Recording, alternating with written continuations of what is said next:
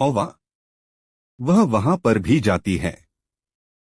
वहां से घड़ा उसे एक और कमरे के अंदर ले जाता है। वहां पर एक राजकुमार मृत पड़ा रहता है। उस राजकुमार के बदन में 1000 सुइयां चुभी होती हैं। उस लड़की को उसे देखकर डर लगता है। राजकुमार के शरीर के पास एक कागज पड़ा होता है। यह लड़की कौतूहल से वह कागज उठाती है।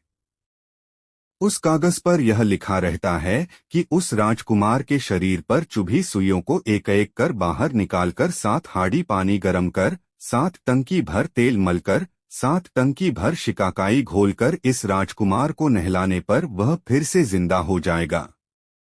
लड़की पत्र की बात पढ़कर खुश जाती है और सुइयां निकालना शुरू करती है। और इधर जहां छोटी लड़की बैठी रहती है, वहां पर एक राजा शिकार के लिए जंगल में आता है। तब तक वह लड़की प्यास से मूर्छित हो जाती है। उसे देखकर वह राजा मोहित हो जाता है। वह लड़की इतनी रूपवती है कि राजा उसे उस हालत में छोड़कर जाने को तैयार नहीं होता। उसके पास एक चमड़े का थैला होता है जिसमें उसके लिए पीने का पानी रखा है। उसी पानी से वह बेहोश लड़की के चेहरे पर पानी छिड़कता है। पानी पड़ते ही लड़की ओफ कहकर उठ बैठती है। राजकुमार को अपने सामने देखकर वह लड़की शर्म से अपना सिर झुका लेती है और अपनी सारी कहानी उसे सुनाती है। बहुत देर तक बड़ी बहन के न लौटने पर उसे लगता है कि दीदी कहीं चली गई। अकेली बैठकर वह क्या करती। राजकुमार के साथ वह उसके गांव चली जाती है। अपने राज्य में लौटकर राजकुमार उस लड़की से शादी कर लेता है। इधर बड़ी लड़की खूब मन लगाकर राजकुमार के बदन से सुइयां निकालने में लगी रहती है। अभी 50 के करीब सुइयों को बाहर निकालना बचा रहता है। शाम का वक्त था। वह अपने बाल संवारती छत पर खड़ी भी है। तभी वहां पर मछुआरा अपनी पत्नी पर किसी कारणवश गुस्सा होकर उसकी पिटाई कर घर से बाहर निकाल देता है। यह घटना घटने पर उसकी जानकारी मिलते ही बड़ी लड़की उसे अपने साथ लिवा लाती है, अपने साथ रख लेती है। तब तक फिर राजकुमार के बदन से सभी सुइयों को निकालने का काम भी पूरा हो जाता है। पत्र की सूचनानुसार 7 हांडी पानी गर्म कर, 7 टंकी भर तेल मलकर शिकाकाई से नहलाती है तो राजकुमार सचेत होकर उठ बैठता है। उसके सचेत होने के साथ बड़ी लड़की शर्माकर दूर खड़ी हो देखती है।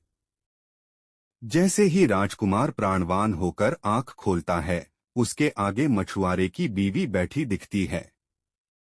राजकुमार को यह वहम होता है कि उसी औरत ने उसे दोबारा सप्राण बनाया है। वह मछुआरे की घरवाली का हाथ पकड़ता है। तब भी बड़ी लड़की अपना मुंह खोलकर नहीं बताती कि उसने खुद ने ही उसे बचाया है।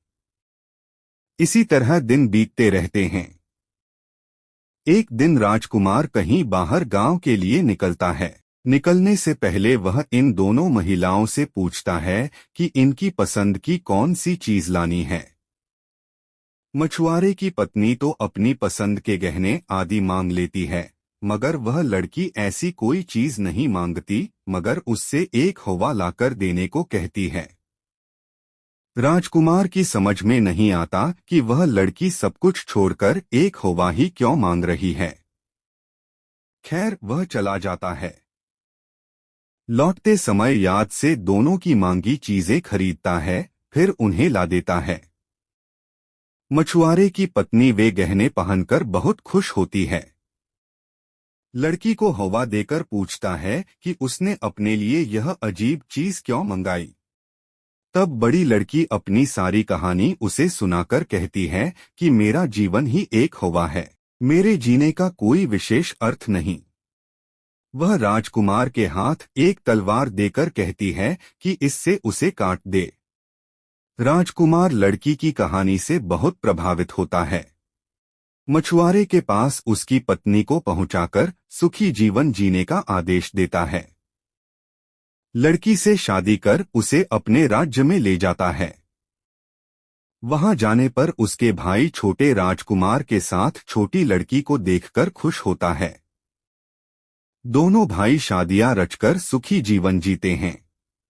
धन्यवाद पूरा वीडियो देखने के लिए। अगर आपको ये वीडियो अच्छा लगा हो तो प्लीज इसको लाइक करें और चैनल को सब्सक्राइब करें।